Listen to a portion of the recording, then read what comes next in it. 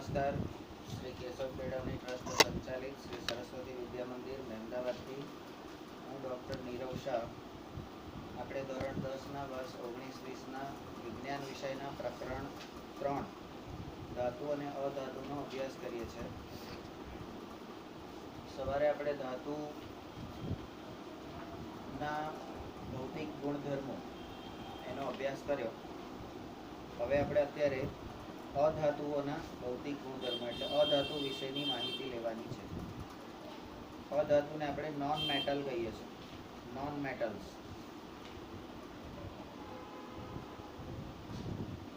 અગાઉના ધોરણમાં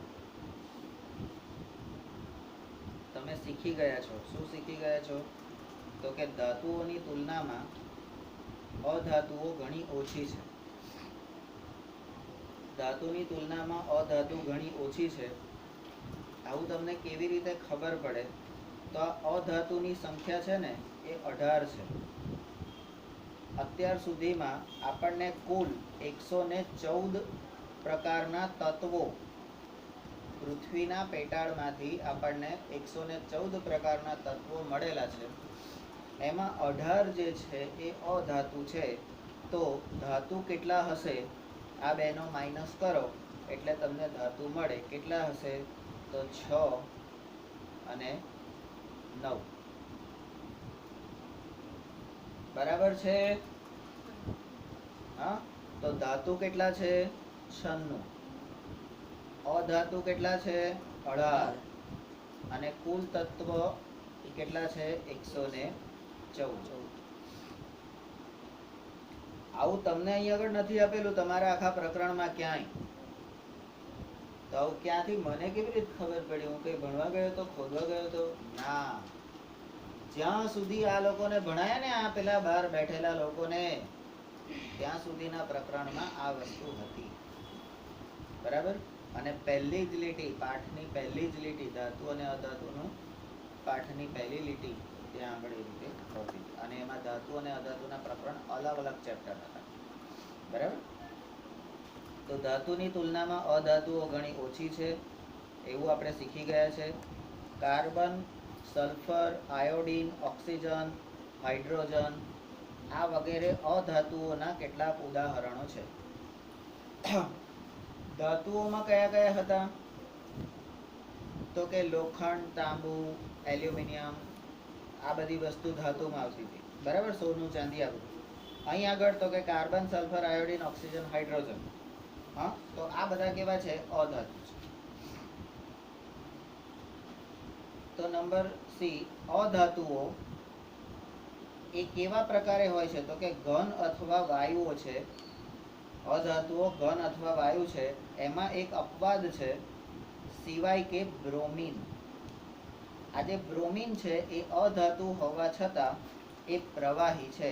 તો આવી જ વસ્તુ આપણે ધાતુ માટે જોઈએ તો ધાતુના નમૂનામાં આપણને લોખંડ, આયન અને આ બધી વસ્તુ જે હતી એ બધી વસ્તુને આપણે ધાતુ તરીકે ઉપયોગમાં લેતા હતા. બરાબર છે?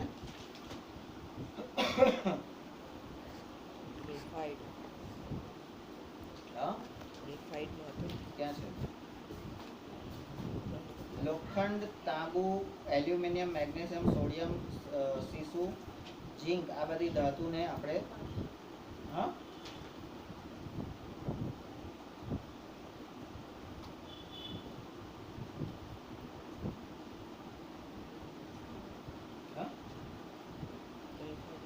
આ ધાતુઓ છે એ ઘન સ્વરૂપ, મોટા ભાગની ધાતુઓ એ આપણને ઘન સ્વરૂપ મળે છે.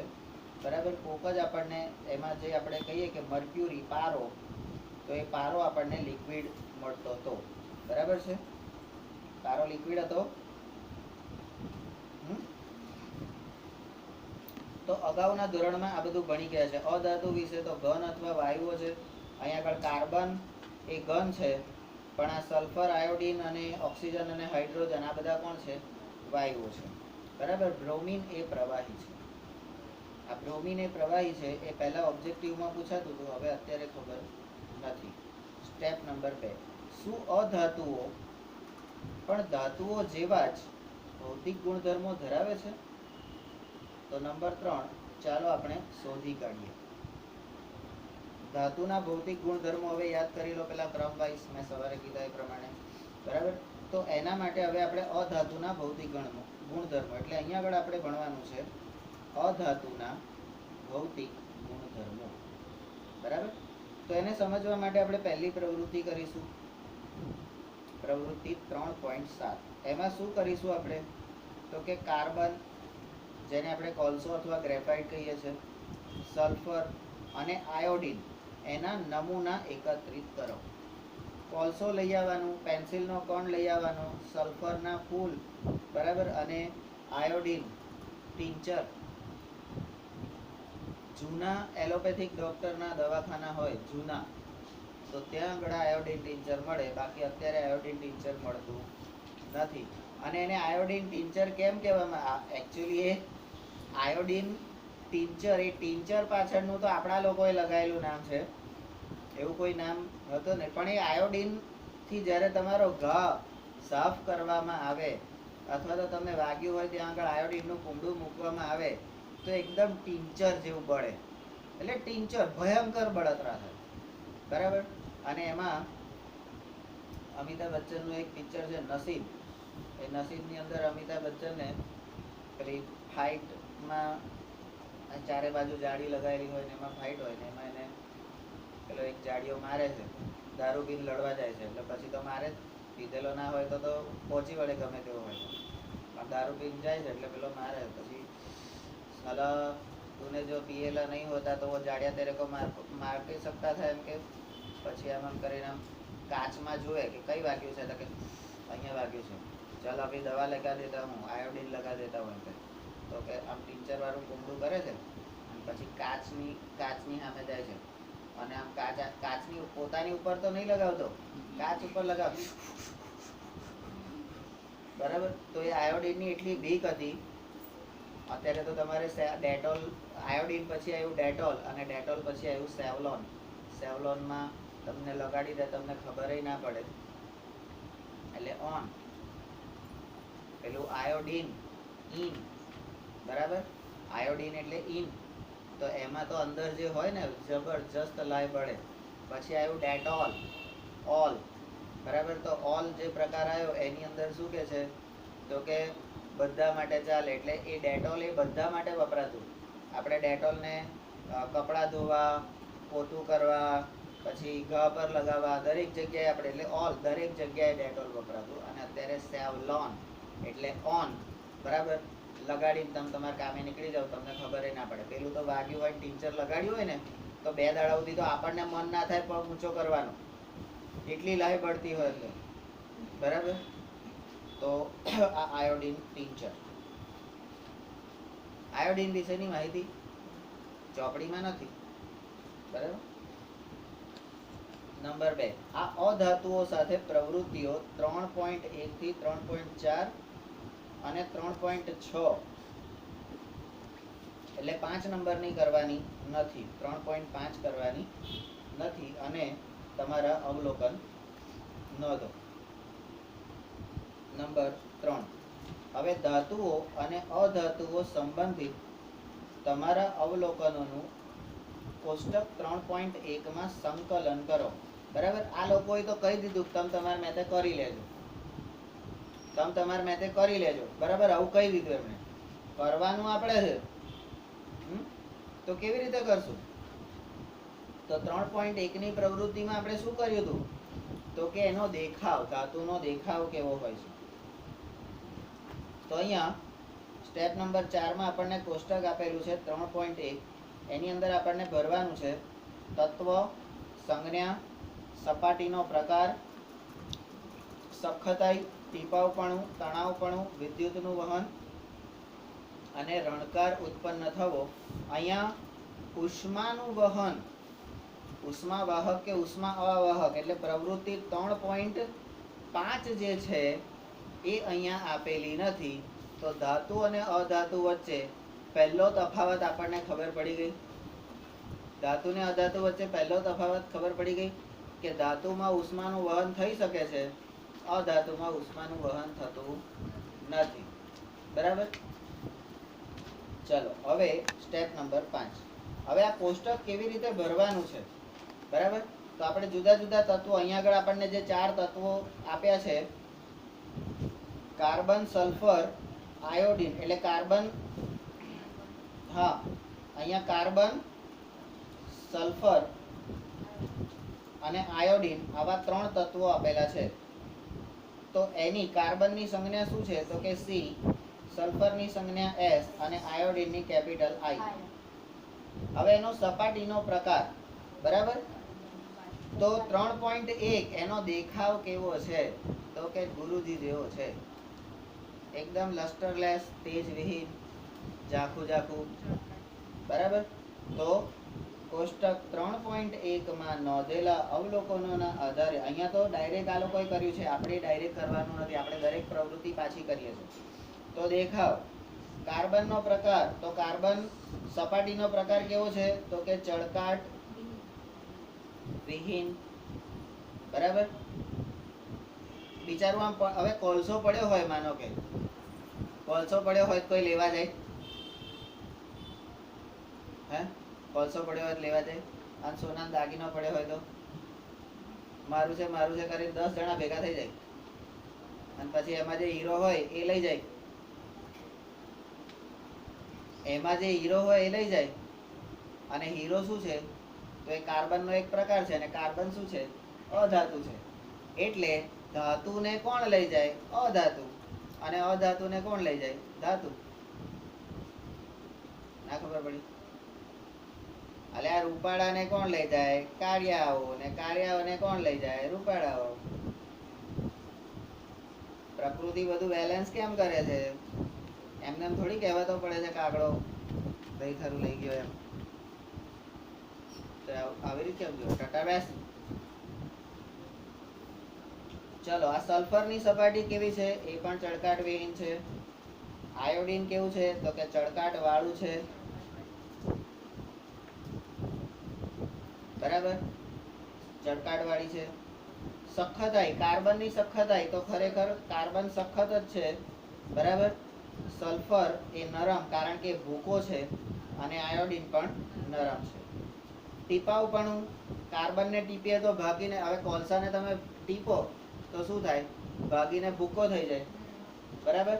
એટલે એને ટીપીને એનું સ્વરૂપ બદલી શકાતું નથી, બરાબર? સલ્ફર એ તો ઓલરેડી ભૂકો જ હોય છે, તો ભૂકાને તમે ટીપો તો શું થાય? એનું કઈ પતરું તાર બનાવે? તો કે ના. આયોડિન, તો કે ના. તણાવપણું, હવે આ કોલસાને તમે ખેંચીને લાંબો કરી શકો? એ કોલસાને ખેંચીને લાંબો કરી શકાય? ના કરી. તો તણાવપણું નથી. પછી સલ્ફરને પણ ના થાય, અને આયોડિનને પણ. વિદ્યુતનું વહન, અહીંયા વિદ્યુતનું વહન, અહીંયા આપણે ઉષ્મા અને વિદ્યુત એવા 2 ભાગ અહીંયા પાડી દઈએ છે, બરાબર? વહન, તો ઉષ્માનું વહન, આ એકેમાં ગરમી, હવે કોલસાને તમે ગરમી આપો તો એના એ સ્વરૂપમાં રહે ખરું? કેમ? હા, પેલું કરજે. કોલસાને તમે ગરમી આપો તો કોલસો એના એ સ્વરૂપમાં રહેશે ખરો? પેલા સોનાને તમે ગરમી આપો તો એ પીગળી જશે, પણ એનું સ્વરૂપ પેલું સોનું છે એ બદલાશે ને. આ તો કોલસો તો રખ્યા થઈ જશે, બરાબર? એવી રીતે સલ્ફર, તો સલ્ફરને તમે ગરમી આપો તો શું થાય?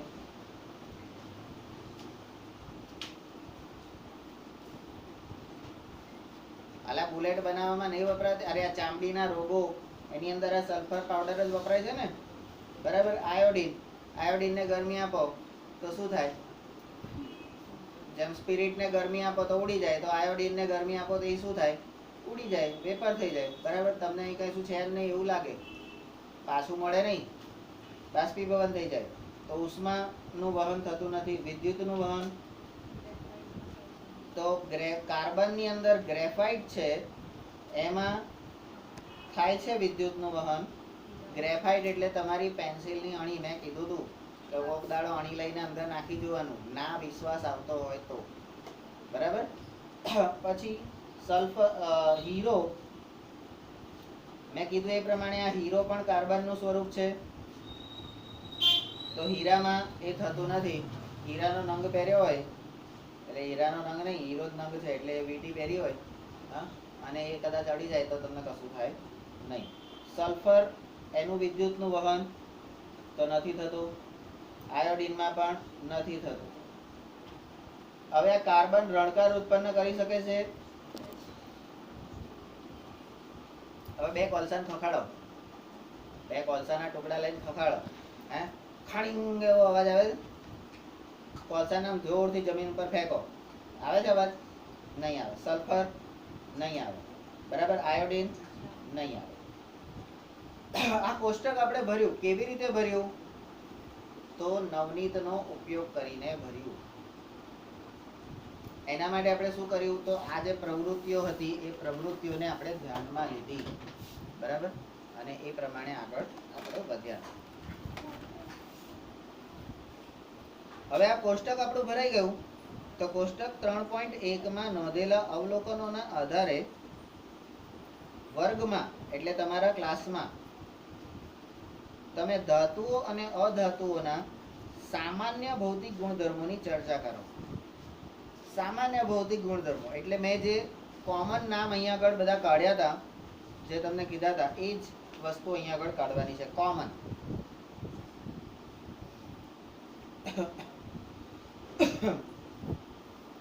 Step number 6. તમે ચોક્કસપણે આ અવલોકનો હતા તો ચોક્કસપણે તમે તારણ પર પહોંચશો. કયું તારણ લેશો? કે આપણે માત્ર તત્વોના ભૌતિક ગુણધર્મોના આધારે જ તેમનું વર્ગીકરણ કરી શકીએ છીએ. શક્ય નહીં, કારણ કે તેમનામાં ઘણા અપવાદો છે, બરાબર. આ સખત છે, આ સખત છે એટલે ધાતુ છે જરૂરી નથી. ઘણી વખત એવી વસ્તુ હોય કે અધાતુ હોય પણ સખત હોય, બરાબર. જેમ કે આ હીરો એ કાર્બનનું એ વસ્તુ,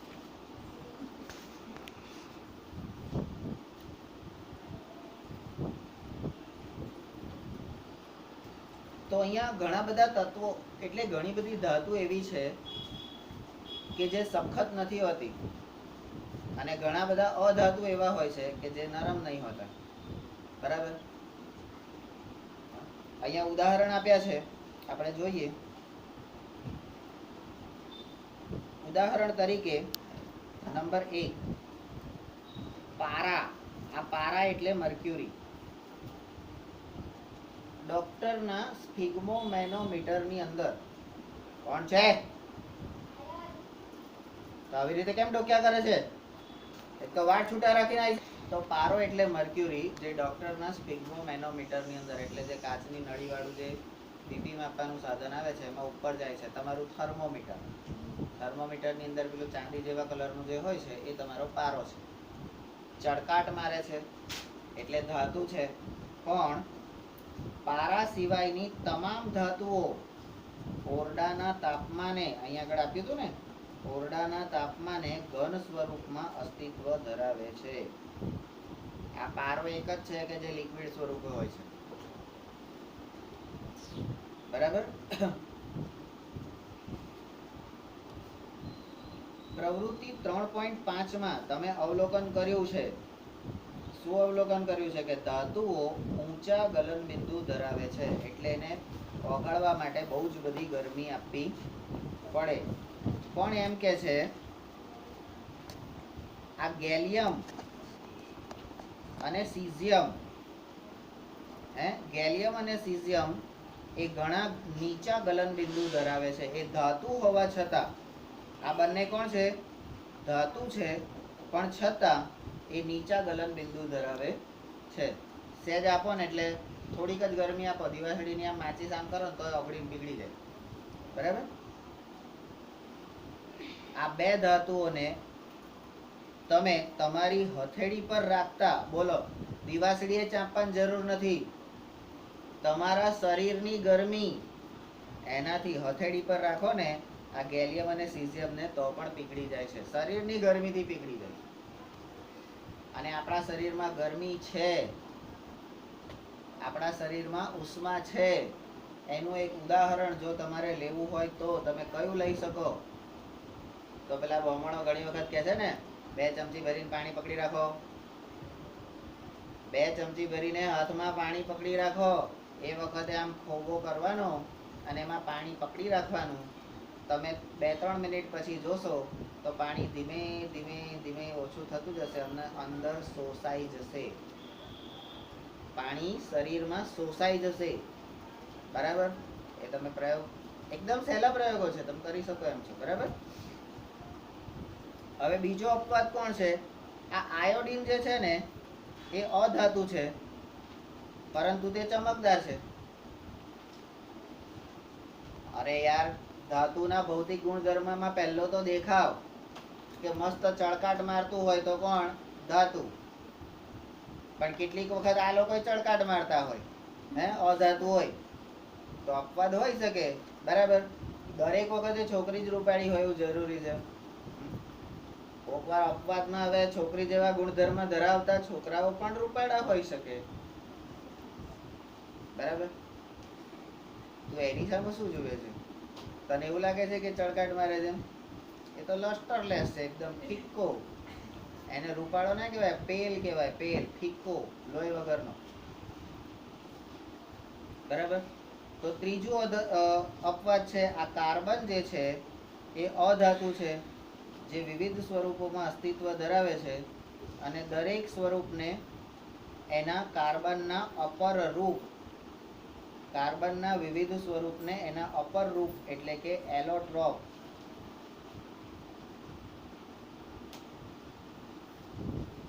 કહે છે. અને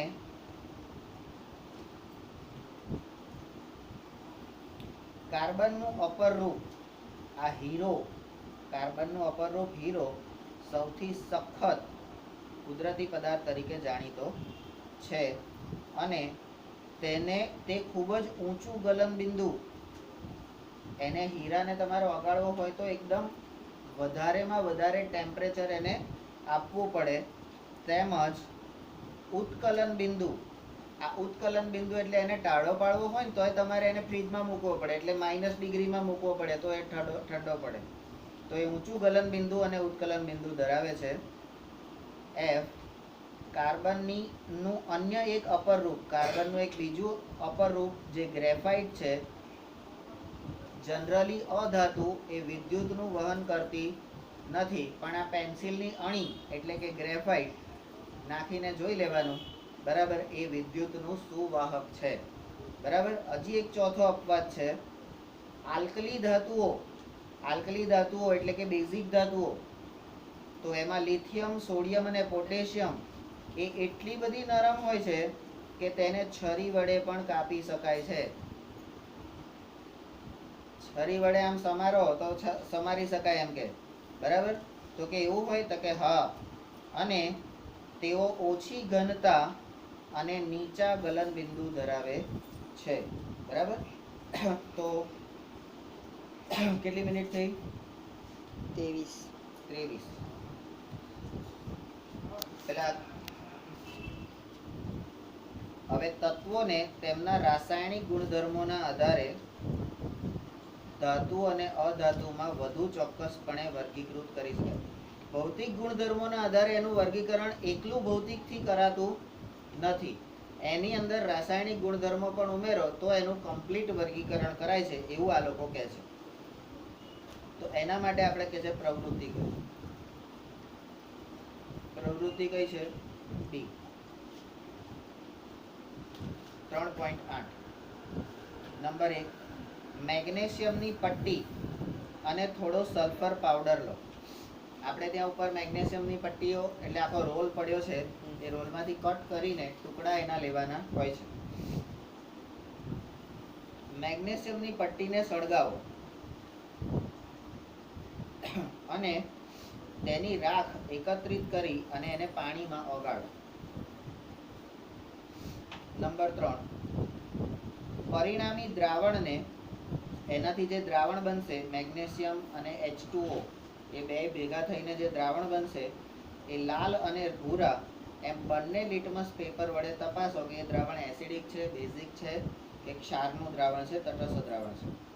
ચોથું, મેગ્નેશિયમને સળગાવતા ઉદ્ભવતી નીપજ એ એસિડિક છે કે બેઝિક એ આના પરથી ખબર પડે. બરાબર.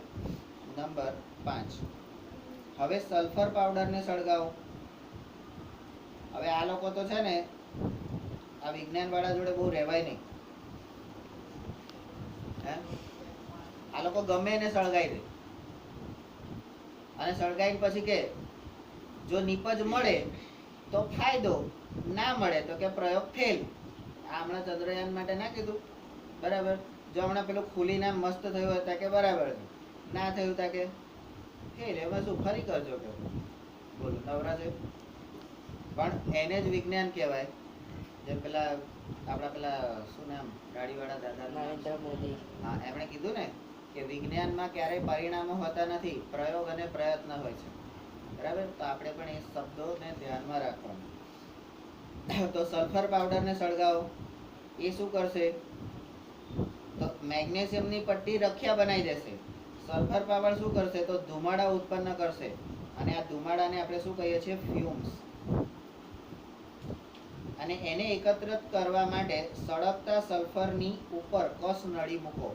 ઊંધી કસનળી મૂકી દેવાની, એટલે બધા ધુમાડા ક્યાં આગળ? કસનળીમાં ભેગા થઈ જાય. હવે ઉપરયુક્ત કસનળીમાં થોડું પાણી ઉમેરો અને હલાવો. તો આ દ્રાવણને ભૂરા અને લાલ લિટમસ પેપરની મદદથી તપાસો. બરાબર. તો સલ્ફરને સળગાવતા ઉત્પન્ન થતી નીપજ એસિડિક છે કે બેઝિક એ આપણને મળશે. શું તમે આ પ્રક્રિયાઓ માટેના સમીકરણો લખી શકશો? તો આપણે પહેલું જ ચેપ્ટર રાસાયણિક સમીકરણ ભણી ગયા છે, એટલે આ પ્રક્રિયાના સમીકરણો આપણે લખી શકીએ. બરાબર. પહેલા તો રાસાયણિક સમીકરણ લખવા માટે આપણે શું જોઈએ? બંનેના અણુસૂત્રો એટલે કે રાસાયણિક સૂત્રો જોઈએ. રાસાયણિક સૂત્રો વત્તાકાર કરીને લખતા જે નીપજ મળે એ નીપજમાં એનો તત્વનો ગુણભાર, આનું વજન 2 છે તો આનું 2 જ થવું જોઈએ, આના 4 અણુ છે તો 4 જ થવા જોઈએ, તો એ પ્રમાણે એને ગુણવાના. બરાબર. અને એ પ્રમાણે એને એક એક સ્ટેપ, આપણે રાસાયણિક પ્રક્રિયામાં 4 સ્ટેપમાં એ પ્રક્રિયા પૂરી કરતા હતા, તો એ 4 સ્ટેપમાં એ કરી શકાય. બરાબર. નંબર 10, મોટા ભાગની અધાતુઓ પાણીમાં ઓગળે. મોટાભાગની અધાતુઓ પાણીમાં ઓગળે ત્યારે એસિડિક ઓક્સાઇડ ઉત્પન્ન થાય છે. એટલે અહીંયા એક રાસાયણિક ગુણધર્મ તમને મળી ગયો અધાતુનો, કે અધાતુની પાણી સાથેની પ્રક્રિયા કરતા એસિડિક ઓક્સાઇડ મળે છે. બરાબર. આપણે એને શબ્દોમાં બાજુમાં લખી દેવાનું. અધાતુ વત્તા પાણી નીપજ તરીકે એસિડિક ઓક્સાઇડ મળે છે. બરાબર. નંબર 11, જ્યારે બીજી તરફ મોટા ભાગના ધાતુઓ એટલે અધાતુની આ પ્રક્રિયાથી આ મળે, તો ધાતુઓ જે છે એ પાણી સાથેની પ્રક્રિયા એટલે ધાતુ વત્તા પાણી, તો બેઝિક ઓક્સાઇડ. ઓક્સાઇડ તો આપે જ છે બંને, પણ પેલો એસિડિક ઓક્સાઇડ આપે છે, પેલો બેઝિક ઓક્સાઇડ આપે છે. બરાબર. નંબર 12, તમે હવે પછીના વિભાગમાં આ ધાતુ ઓક્સાઇડો વિશે વધુ શીખશો. ધાતુના ઓક્સાઇડ એટલે એની અંદર કોઈ પણ ધાતુની સાથે ઓક્સિજનનો ઉમેરો થાય, કોઈ પણ ધાતુની સાથે ઓક્સિજનનો ઉમેરો થાય તો એ ઓક્સાઇડ બની જાય. અને હાઇડ્રોજનનો ઉમેરો થાય તો હાઇડ્રોક્સાઇડ બની જાય. ક્લોરીનનો ઉમેરો થાય તો ક્લોરાઇડ બની જાય. બરાબર. અને તમારા જેવા આઇડનો ઉમેરો થાય તો અમુક લોકોને કહે ને હારો આઈડ જેવો છે. બરાબર. તો આ આઈડ જે છે ને બધા અલા ક્લોરાઇડ, હાઇડ્રોક્સાઇડ અને ઓક્સાઇડ એની વાત કરું. આઈડ, આ આઈડ એ પણ આપણા કાર્બનિક સંયોજનોનું, આ પાછળ તમારે એક પ્રકરણ આવશે કાર્બનિક સંયોજનો અથવા કાર્બનિક તત્વો. એ કાર્બનિક સંયોજનોમાં એના સમૂહનું નામ છે. મેં કીધું ને પહેલું શું હતું? આયોડીન ટિંચર, ઈન પ્રકરણ એટલે ઈન સમૂહ. પછી આવ્યું પ્લેટોલ, ઓલ પ્રકરણ. બરાબર. અને પછી આવ્યું સેવલોન, ઓન. બરાબર. ટિંચર લાગે તો 4 દિવસ સુધી હોઈ રહેવું પડે એટલું લાવી પડે. ડેટોલમાં બધામાં વપરાય, ધોવામાં, ખાવામાં બધે ડેટોલ વપરાય. બરાબર. અને ઓન એટલે આયોડેક્સ પેલું લગાવો અને કામ પર ચાલો, પેલું કહે ને આયોડેક્સ લગાવો અને કામ પર ચાલો, એવું ઓન. તમારું કામકાજ અટકે નહીં. તો એ રીતે આને આપણે હવે તો ભૌતિક ગુણધર્મો અધાતુના આપણે જોયા. એક રાસાયણિક ગુણધર્મ જોયો કે એટલે આ ધાતુ અને અધાતુની પાણી સાથેની પ્રક્રિયાથી, કારણ કે આપણે અહીંયા આગળ જોઈએ છે ને રાસાયણિક ગુણધર્મો અહીંથી આપણા શરૂ થઈ જાય છે, બરાબર? તો એમાંનો એક રાસાયણિક ગુણધર્મ એટલે ધાતુ અને અધાતુની પાણી સાથેની પ્રક્રિયાથી કદાચ તમને એસિડિક કે બેઝિક યાદ ના રહે તો પણ સર્વસામાન્ય નિયમ લખી નાખવાનો. ધાતુ કે અધાતુની પાણી સાથેની પ્રક્રિયાથી ઓક્સાઇડ મળે છે. શું મળે છે? ઓક્સાઇડ. બરાબર. કદાચ એસિડિક બેઝિક ના યાદ રહે તો પણ જેને 35 થી નીચે રહેવું છે ને એને જ આવું બધું કરવાનું. જેને 50-70 માં તો એને યાદ રાખવાનું, બરાબર? અને પેલા લોકોએ તો બધું યાદ રાખવાનું એનાથી ઉપર વાળાએ તો, બરાબર? પછી જેને અમુકને પાસ જ થવું હોય એને આપણે શું કરવાનું? કઈ નહીં કરે તો કટ જ કરવું પડશે ને.